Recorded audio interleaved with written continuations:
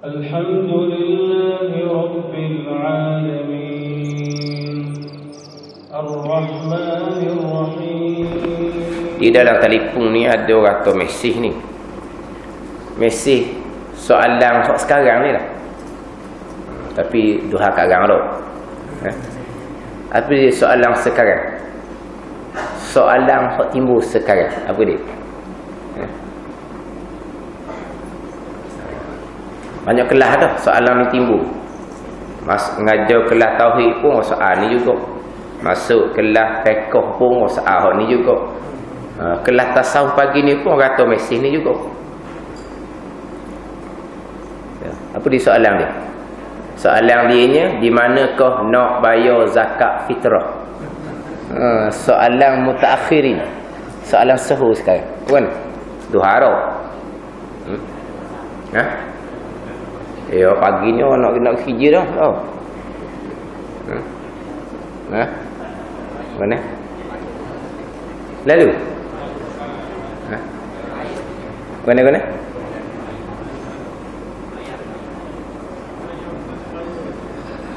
Bayar ke Pak Ayu.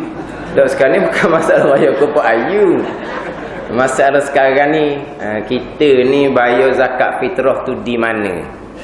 Di mana kita nak bayar zakat fitrah? Jadi kita ni, persoalan kita ni, zakat fitrah ni kita bayar tiap-tiap tahun. Tapi kekurangan kelemahan kitanya, amalan kita tu basic asas pun tak ada. Kita bayar zakat fitrah tiap-tiap tahun.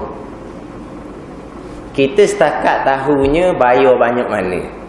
RM6, RM7, tu kita tahu dah. RM6, RM7, RM8 dah. Gitulah. Lepas tu niat tu kita tahulah. Di mana kita sepatutnya bayar?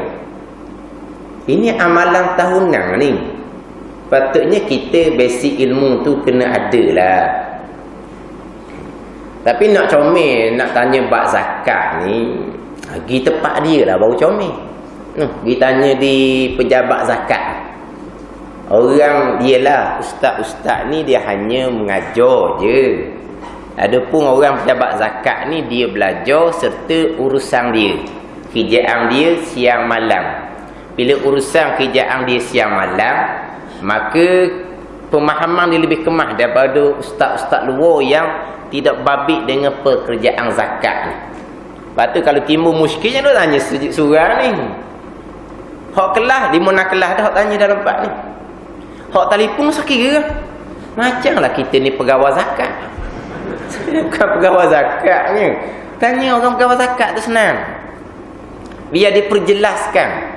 Telefon pun boleh zakat ni payah apa? Kalau nak puas hati telefon, pergi jumpa ngadak dengan pegawai zakat, tanya molek zakat fitrah ni sebenarnya saya nak bayar di mana? Dia berkaitan dengan zakat fitrah ni zakat fitrah zakatul fitri, zakatul fitrah, zakatul fitri, zakatul abdan, sadaqatul badni.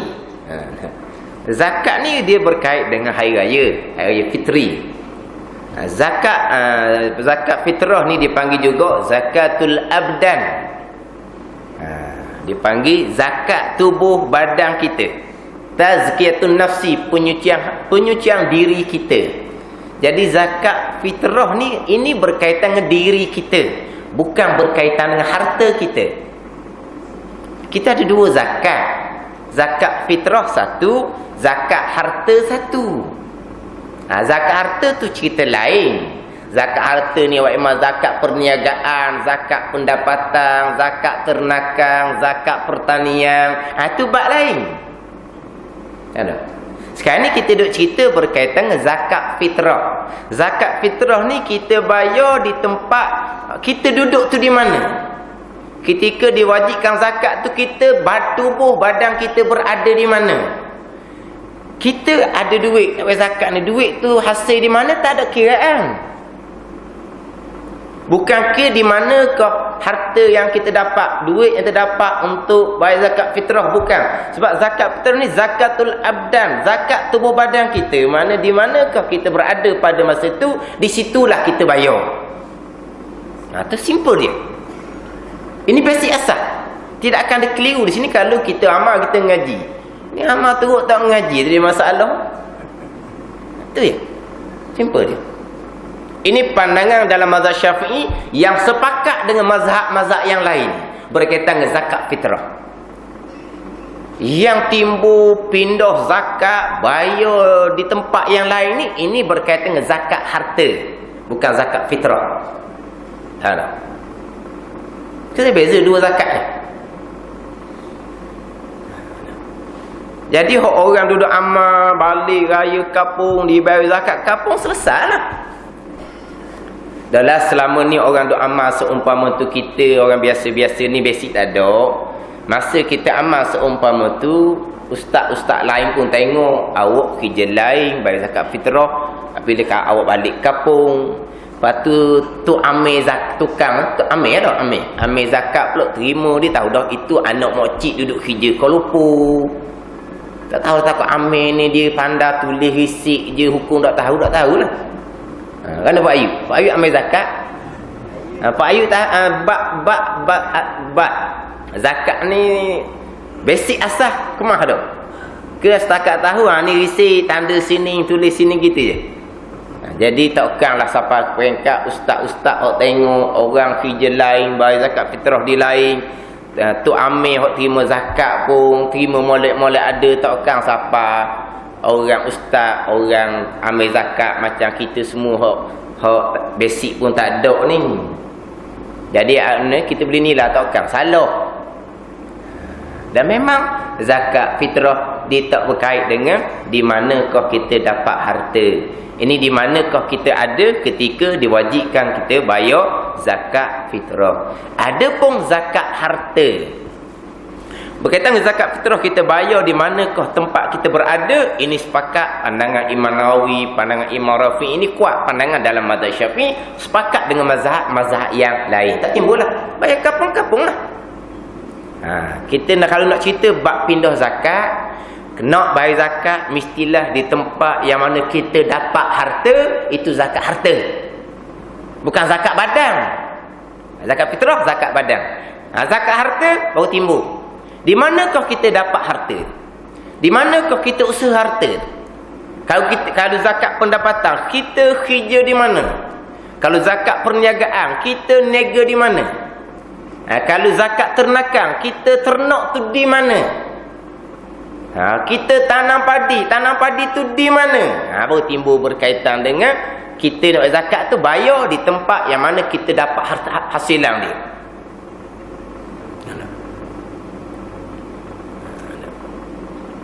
Dia berkaitan dengan selesai hak tadilah, selesai hak zakat fitrah. Kita bayar di tempat mana kita berada. Sebab kewajipan zakat fitrah berkait dengan raya. Kewajipan zakat harta, dia syarat-syarat yang lain. Sampai nisab, sampai sukatan, cukup haul, cukup tempoh masa setahun. Jadi harta kait dengan nisab. Kita cukup nisab ni di mana harta kita dapat? Kita bayar di tempat tu. Jadi berkaitan dengan zakat harta ni sendiri, dalam mazhab Syafi'i kita yang muktamad, selagi ada orang yang layak terima zakat di tempat yang kita dapat harta tu, sama sekali kita tidak boleh pindah ke lain. Sama dengan mazhab Hambali, tidak boleh pindah ke lain. Pindah ke lain bukan berkait dengan negeri. Bukan berkait dengan negeri. Bukan kata pindah luar negeri, bukan berkait dengan negeri. Pandangan yang sahih dalam mazhab Syafi'i kitanya, walau ila masafatin qaribah, kita pindah tu tempat yang dekat sekalipun, tapi bukan di tempat kita dapat harta pun tak boleh dah. Sebab dalam mazhab Syafi'i kita ni, pindah ni, nak panggil pindah ni tempat yang mana 89 km, 2 marhalah. Dia ada 2 pandangan dalam mazhab Syafi'i kita. Satu pandangan tak kira. Kita pindah pada satu tempat, walaupun tidak sampai 2 marhalah, tapi sudah tidak dibilangkan satu tempat, maka dikira hukum pindah dah.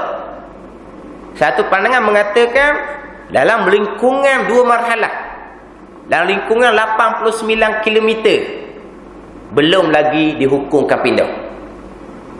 Mana kita kata dalam satu daerah. Ini bukan negeri ni. Bukan kata Terengganu, Kelantan, bukan. Dikira pindah ni setengah mengatakan keluar daripada kawasan 2 marhalah, daripada tempat kita hasilkan harta. Dia panggil pindah dah. Kita dapatkan hasil kerjaan di Terengganu, Kuala Terengganu. Kita bayar di mana zakat tu? Di Kemaman. Pindah tu.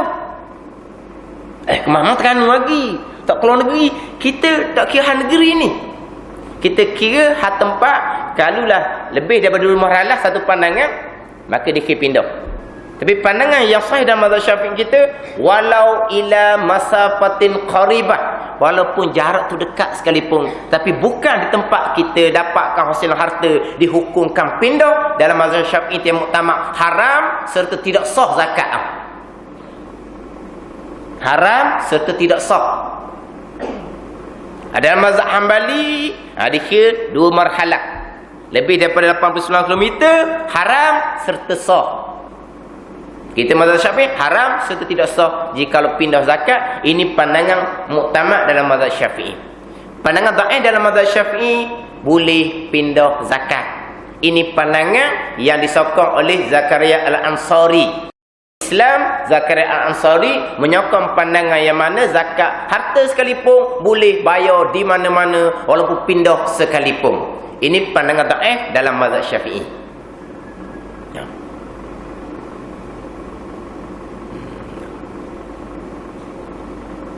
Adapun dalam hak dia kuat larangan pindah ni dalam mazhab Syafi'i dengan Hambali. Dan mazhab Maliki, Hanafi, mazhab Maliki contohnya, kalulah tempat lain lebih berhajat, maka diharuskan pindah.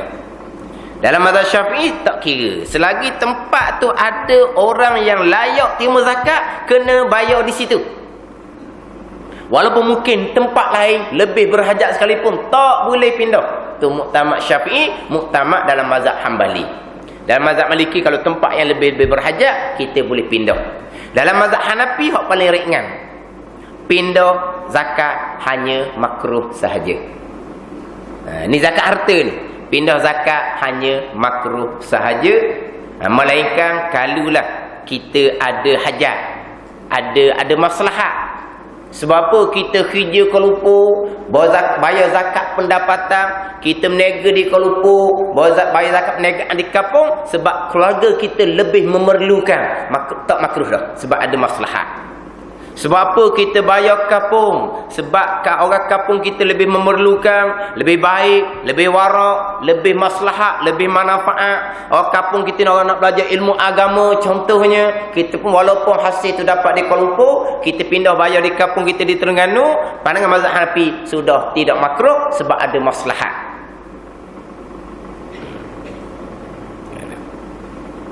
Tapi ini cerita pandangan. Kalau kita nak pindah zakat sekalipun, kita tak payah pakai mazhab Hanafi Maliki, kita pakai pandangan yang disokong oleh Syekhul Islam Zakaria Al-Ansari. Pandangan dhaif dalam mazhab Syafi'i, boleh pindah zakat harta. Dan inilah yang diamalkan sekarang. Inilah yang diamalkan sekarang. Orang Kelantan kerja di Kuala Lumpur, zakat dia bayar mana? Bayar di Kelantan. Bukan orang Kelantan pun, orang Terengganu betul benar. Dia kerja, dia meniaga, zakat pendapatan, zakat perniagaan, dia bayar di Kelantan juga. Orang kerja minyak Petronas, ramai mana bayar zakat di Kelantan? Awak orang Terengganu. Awak kerja minyak di Terengganu, di perairan Sarawak, bayar zakat di mana? Di Kelantan. Lepas tu pejabat agama Kelantan terima. Jahil benar ke pejabat agama Kelantan? Awak kerja di Kuala Lumpur, awak niaga di Kuala Lumpur, awak kerja di tempat lain bukan di Kelantan, awak bayar zakat di Kelantan. Orang pejabat agama Kelantan tak tahu hukum ke? Terima molek-molek ada. Kerja dia lain, bayar zakat di Perlis. Sebab apa? Sebab bayar zakat diperoleh, kita akan dapat 4 bahagian. Dia pulang balik pada kita supaya kita agihkan 4 bahagian, separuh. Maka kita pun bayar zakat diperoleh. Pejabat agama peroleh, terima. Faham tak? Maknanya sekarang ni pindah zakat ni perkara biasa sahaja. Kita boleh pakai pandangan daif dalam mazhab Syafi'i, kita boleh pakai pandangan mazhab Hanafi contoh, tak ada masalah. Ikut maslahat lah. Sebab kita maklum Kelantan lebih memerlukan kekangan keuangan Kelantan, termaklum, maka kita payah di Kelantan. Orang Kelantan lebih baik, orang Kelantan lebih soleh, orang Kelantan lebih keagama. Maka kita hati kita berkenan pada Kelantan. Orang panggil apa tu? Pindah zakat harta ke tempat lain. Lepas tu Kelantan terima pandangan perkara ni perkara yang sudah selesai, perkara khilaf ulama. Ini zakat harta, bukan zakat fitrah. Kita tak ada kena-mengena masalah ni. Kita berkaitan dengan kita pakai bukan pandangan muktamad dalam mazhab, banyak perkara sebenarnya. Kita muktamad dalam mazhab Syafi'i, walaupun zakat fitrah sekalipun, kita kena eceh 8 asnaf. Kita kena bagi 8 asnaf walaupun zakat fitrah sekalipun. Dan kita ada bagi 8 asnaf. Tak. Dan kita matla'in, kita kena bagi 8 asnaf.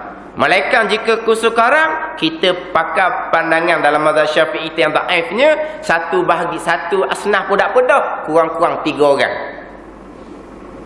Sebab dalam ayat kan, innamas sadaqatu lil fuqara'i wal masakin wal 'amilina 'alaiha wal mu'allafati qulubuhum, hingga akhir ayat tu. Lil fuqara dengan jamak kau kan 3 orang. Jadi sekurang-kurangnya 3 orang, 1 asnaf pun tak apa dah. Ini bukan pandangan muktamad dalam mazhab Syafi'i. Tapi pandangan ni jumhur 3 mazhab. Dan kita boleh pula pakai pandangan mengatakan bahawa 1 asnaf kita bayar seorang pun cukup dah. Ini pandangan Imam Ar-Ruyani, pandangan Imam Azra'i. Bukan pandangan kata 8 bahagian 8 asnaf, kita hanya bagi 1 asnaf. Ini pandangan Ibnu Umar, pandangan Ibnu Abbas, pandangan Huzaifah radhiyallahu anhum. Ini yang kita masuk umpama tu, mana ada zakat fitrah kita bagi siapa ke 8 asnaf. Kita bagi pada 1 asnaf, seorang pula kita bagi. Bukan dalam kitab macam kitab Matla'in, kitab I'anatul Talibin, mengatakan dia mengatakan bahawa jikalau Imam Syafi'i masih lagi hidup, dan saya Imam Syafi'i akan berfatwa dengan bahawa memada bagi seorang daripada 1 asnaf, tak payah bagi 8. Sebab apa? Sukar kita nak bagi 8. Dan zakat fitrah kita banyak mana sangat, kemudian kita nak bagi 8 pula. Jadi sekarang ni kita tak bagi 8. Itu bukan muktamad Syafi'i. Hak paling nyata kita sekarang ni bukan pakai mazhab Syafi'i adalah kita bayar dengan apa? Kita bayar dengan apa? Zakat fitrah kita bayar dengan apa? Kita bayar dengan piti? Bayar dengan duit? Kita makan duit ke? Kita kena bayar dengan makanan yang mengenyangkan tempat kita. Tempat kita ni beras, kena bayar beras. Bayar duit tak sah dalam mazhab Syafi'i kita. Tak panggil zakat fitrah pun. Kena bayar dengan beras lah. Dan ambil mana pula bayar duit? Mazhab Syafi'i tak ada bayar duit. Nila tak ada mazhab Syafi'i. Mazhab Maliki pun tak boleh, mazhab Hambali pun tak boleh. Yang boleh nilang duit hanya mazhab Hanafi sahaja. Kita pakai mazhab Hanafi, boleh ada bayar dengan duit, tak ada punya apa-apa pun. Tanya Pak Ayub, Pak Ayub nak tak duit? Nak berat? Pak Ayub nak tak berat? Ni kalau nak bayar zakat fitrah ni Pak Ayub berat. Kalau kepala kambing, nak ikat kambing ke Pak Ayub nak tak? Dia 40 ekor kambing, bayar seekor kambing. Orang kata pun ikat kambing, mai Pak Ayub ni zakat ternakan saya kambing seekor. Pak Ayub nak buat mana? Dan memang gitulah. Kalau kita bela kambing 40 ekor, zakat seekor kambing. Lepas tu macam mana kita ambil kambing tu, buh dalam bonek kereta kita ke mampu. Bubuh dalam tempat kosong, ekor ada situ. Atau mana? Atau jabat agama. Jabat agama pun ambil kambing tu, nak letak mana? Ikat tiang mana-mana pun jabat agamanya. Lepas tu jabat agama pun dalam bank dia. Atau kepada fakir miskin. Ni kambing seekor zakat. Fakir miskin tengok kambing, nak warna kambing ni. Tak hanya bela kambing. Jadi untuk maslahat kepada, untuk kemudahan orang bayar, kemudahan orang urus, kemudahan untuk masalah orang terima, maka sekarang ni pakai mazhab Hanafi dengan duit, tak ada punya apa-apa pun untuk maslahat. Dan kalau kata beras contohnya, orang nak belajar ilmu agama, awak nak zakat kan awak belajar ilmu agama, mari jabat, pergi jabat, ambil dah store, ambil 3-4 tang beras, fikir balik. Apa tu? Zakat fi sabilillah. Tapi memang beras lah. Pergi dalam store jabat agama, dia pun sambil 2-3 tang, kita nak cari bank mana pula nak akut beras ni. Lepas tu orang nilai dengan duit. Itu bukan mazhab Syafi'i, bukan mazhab Maliki, bukan mazhab, itu hanya mazhab Hanafi sahaja. Tapi untuk maslahat, kita pakai mazhab Hanafi. Adapun berkaitan dengan pindah zakat, pandangan dalam mazhab Syafi'i pun boleh. Pandangan mazhab Hanafi, mazhab Maliki pun kalau ada masalah boleh. Ada masalah lah. Itu pindah zakat harta. Adapun zakat fitrah, itu zakat tubuh badan kita, bayar di manakah kita berada. Jangan keliru antara zakat fitrah dengan zakat harta. Tapi dia macam zakat harta nak comel bayar di tempat tu supaya tidak menyakiti hati orang miskin di tempat tu lah. Bela kambing banyak, tapi orang kampung, orang miskin kampung tu tak merasa pun zakat. Tanah padi berbendang-bendang, berhektar-hektar. Mana-mana zakat padi, orang miskin di kampung tu pun tak dapat. Ini boleh menyakiti hati orang miskin di kampung tu. Mai gerang, kenayak di dia susah pula kita nak ternak, nak tanam apa-apa. Berapa orang kenayak? Ternak punya kata kambing ratus-ratus ekor. Mana zakat kambing ke? Kita tahu tempat lain. Dah kampung ni macam mana? Itu menyakiti hati je lah kita kata. Waktu comelnya kita bayar di tempat tu. Bayar di tempat tu, itu pandangan muktamad dalam mazhab Syafi'i berkaitan dengan zakat harta. Bezakan di antara zakat fitrah dengan zakat harta. Padahal nak kemah lagi, pergi jabat agama. Tanya di jabat agama berkaitan dengan hukum zakat. Jangan duk tanya orang luar sudahlah, tanya orang jabat agama, kata lebih kemah.